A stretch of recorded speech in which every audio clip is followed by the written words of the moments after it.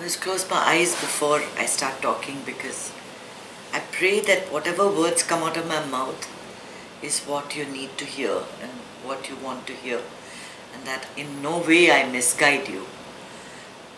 Because it's a responsibility to say things even if 5 people are listening.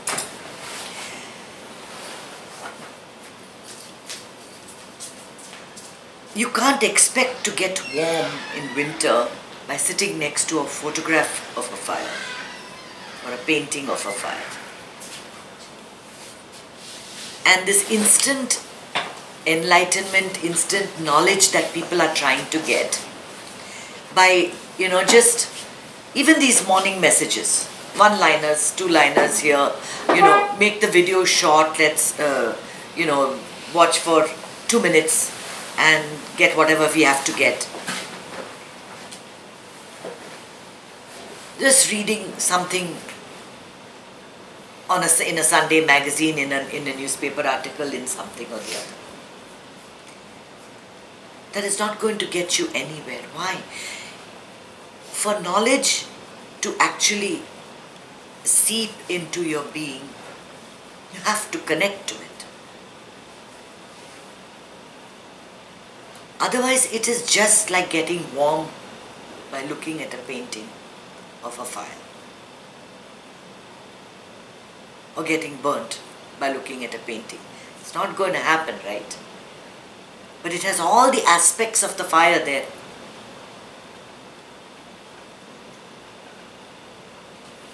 For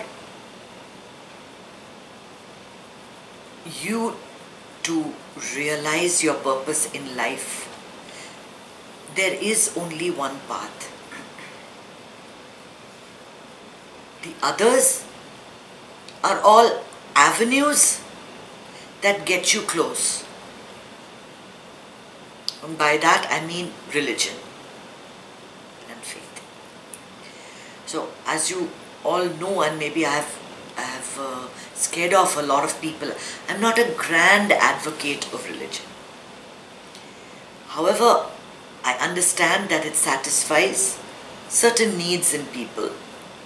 I also feel that religious places, churches, temples, they bring with it a lot of good energy. But because I'm very tuned in, I also sense a lot of bad energy in such places, because people bring all their problems there and they throw it there. You can sense that bad energy very clearly when you walk into a hospital. You don't have to be psychic or spirit sensitive. You feel it, right? The energy when you walk into a hospital, it's a feeling that, oh my God, there's a lot of pain, there's a lot of suffering here. So people in healthcare really need to meditate to release that, to release that feeling of what you're getting. And images and religious avenues are brought so that people at least do that. At least for those, every Sunday you go to the church and listen. At least once a week you come and you meditate like that. At least once in a week or once in a month, people get together and they do that. It serves much more of a social function than a spiritual function. That is not to say that it doesn't solve your problems. It does, because even when you're going to the temple, you are voicing your intention. But you're voicing your intention in the sense of a barter. Right? Now, what we are trying to do is to get you onto a path of spirituality where you are not going to anybody, to any guru, to any god, to any temple, to any person to get what you need. You are already in understanding that you are Godified. That this very energy that is conscious, that moves, what is faith, what is intention, what is thought, they are vectors of waves in consciousness, in space. So they call that the unified string theory in quantum physics, right? We call it thought. We call it consciousness. And we call the unified field the Brahman, right? It is that realization that you are everything. That it all begins and ends with you. You are part of something much, much bigger. That you do not need to go. Once you realize that, you do not need to go and break 101 coconuts to get your son married. You do not need to beg and barter with anything outside of yourself. So that is the idea of meditation and spirituality. It is to bring the whole connection inside. That what is outside is what is inside, is what is God, that it's all a dream, that everything is just a wave. A wave. And because we are so connected to our senses, we see this world and we think it's real. And we think this job loss is devastating. And we think that somebody dying is horrible. And we think that this disease is just unforgivable. But it is the dream in someone else's thought.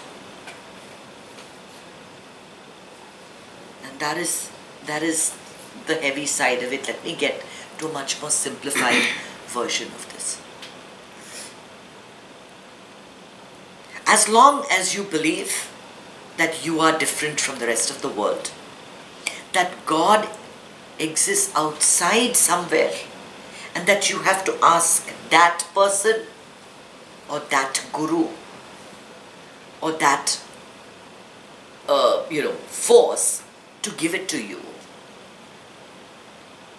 you have not really got into what spirituality is about. Spirituality is a journey to yourself, to reach that place where the person who is watching this whole drama and the person that is being watched, they merge. So there's no difference. That whatever you think, your thought is so powerful, it can move, it can create waves, it can reach people, it can move mountains. Intention is so powerful.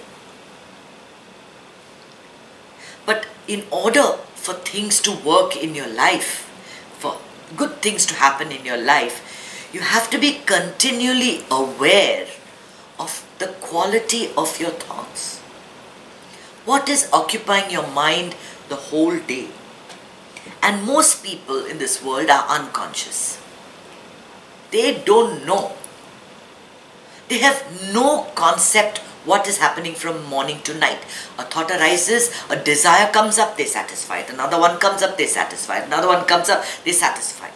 They're filled with, the opposites, the aversions and the attractions, and the aversions and the attractions. And in the pull of these two, they are just doing exactly what their mind is telling them to do. And then they go weekly to the temple and go, please God, let me get the job. I'll do anything for you. And that's it. They've forgotten about that then and come back. So if you imagine that a rain cloud gives rain, and rain is abundance for the earth, right? We always believe that when rains come, it's abundance. But that rain cloud doesn't come like magic. The earth gives out water vapor. And that water vapor rises and it collects in the rain clouds. And when enough has collected, then the rain comes back down to the earth. It's a cycle. So the origin of your happiness He's inside you. You have to give that out. That goodness, that positive thought, that love, that praise for creation, those aha, what I keep saying, those aha moments have to be there several times in a day. That total gratitude for everything that you have. The amazingness of life, even if your cup is half full, even if the things that you really want, your dreams, have not yet been met, that doesn't matter. Because like, water vapor coming out from the earth, this is your water vapor. Continually, this is what you have to give out. And how are you going to even know what you're giving out if you are not aware? And how will you become aware if you don't know how to meditate? If you don't know how to quieten that mind for 20 minutes in a day, let alone 16 waking hours. If you can't do it, what you put in is what you're going to get out, right? So you put in, once a week, come for meditation on Tuesday. So you'll get a little drizzle, right? You come once in 2 weeks, you'll get a drop. You come once a month, you'll have to just dodge around and look for that drop.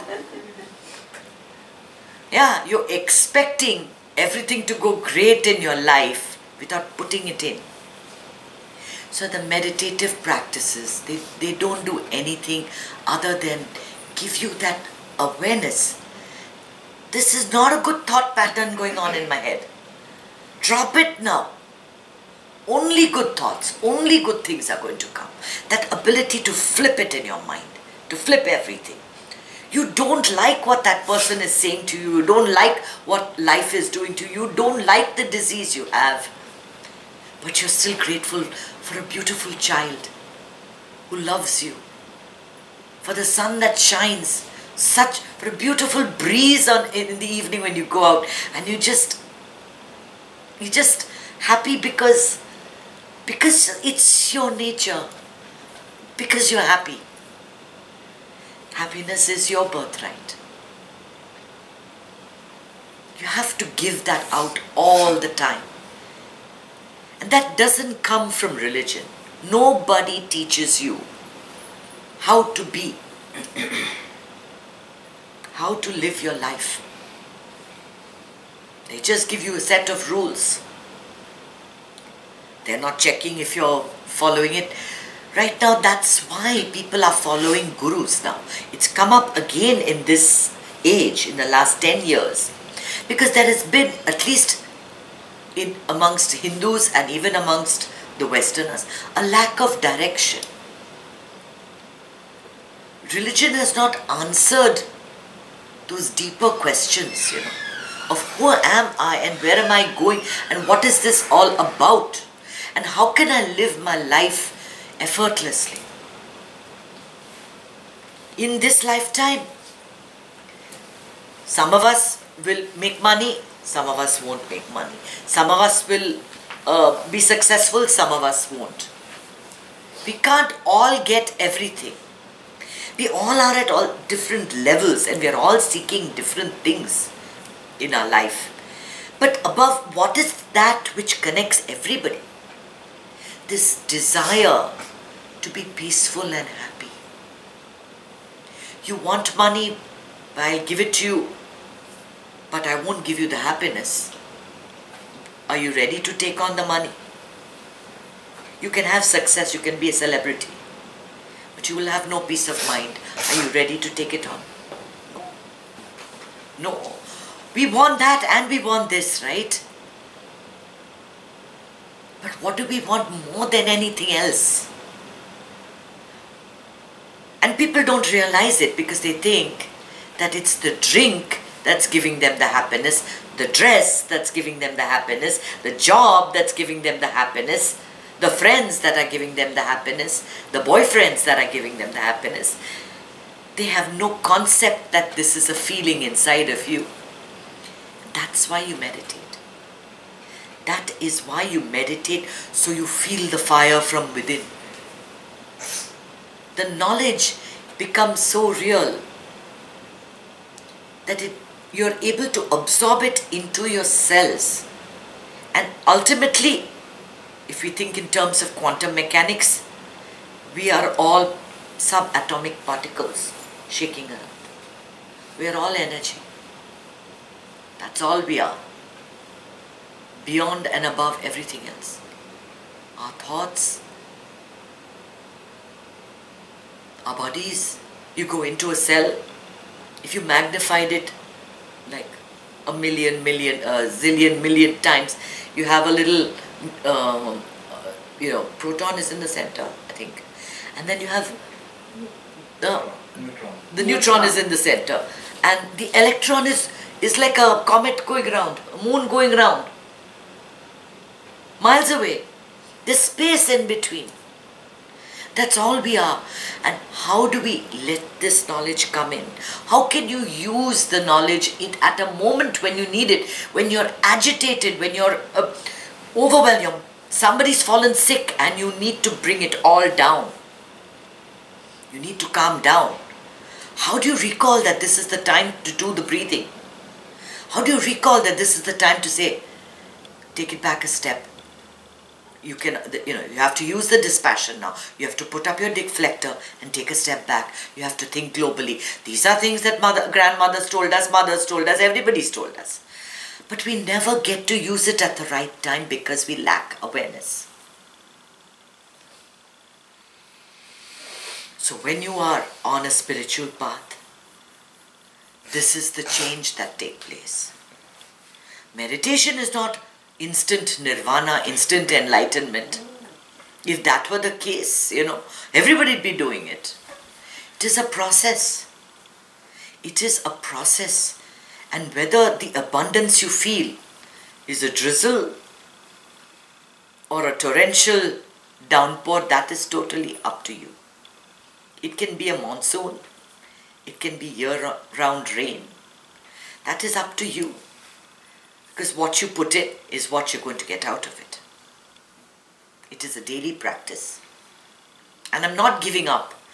It is very easy for me to give up and say, no, I'm not going to come anymore to these meditation classes. People don't appreciate what I'm doing. I could easily say that and walk away. But I can't. I refuse to give up. I know this is for you. I know this is my job to bring it to you. And I know that slowly, if not today, if not tomorrow, it will become a legacy with you, which you will pass on to your friends and your family. And so I do it. I keep doing it. I keep saying it. Please come, meditate. Come weekly. Once a week at least. Once a day. Twice a day. This is the only thing that matters in your life. It changes the quality of your life. It changes the way you think. And yes, do all the other things that you want to do. Break 100 coconuts, go for all your padayatras, go for all that is wonderful. Wonderful. Whatever makes you feel good. It's wonderful. But you want to be aware. You want to be happy all the time. You want to live your life effortlessly. You have to meditate. You totally have to meditate.